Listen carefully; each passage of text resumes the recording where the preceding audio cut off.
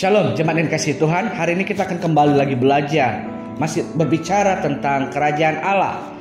Nah, hari ini kita akan baca dari Injil Matius pasal yang ke-6, ayatnya yang ke-33 berkata demikian. Tetapi carilah dahulu kerajaan Allah dan kebenarannya, maka semuanya itu akan ditambah kepadamu. Hari ini temanya adalah utamakan kerajaan Allah. Kalau kita membaca ayat ini, kita pasti berkata, berpikir, atau menelaah, kita berbicara tentang kehidupan sehari-hari, berbicara tentang kebutuhan. Nah, berbicara tentang kerajaan Allah bukan berbicara secara jasmani, tetapi seperti hari-hari kemarin, kerajaan Allah itu berbicara soal damai sejahtera, sukacita, kuasa Roh Kudus.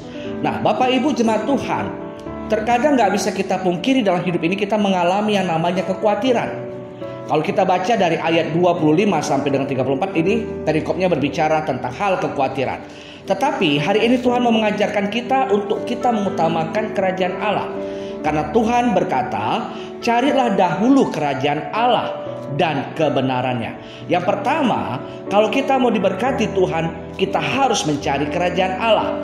Yang kedua adalah kebenaran.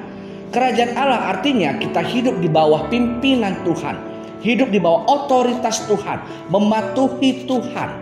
Nah, yang kedua berbicara tentang kebenaran, hidup sesuai dengan firman Tuhan.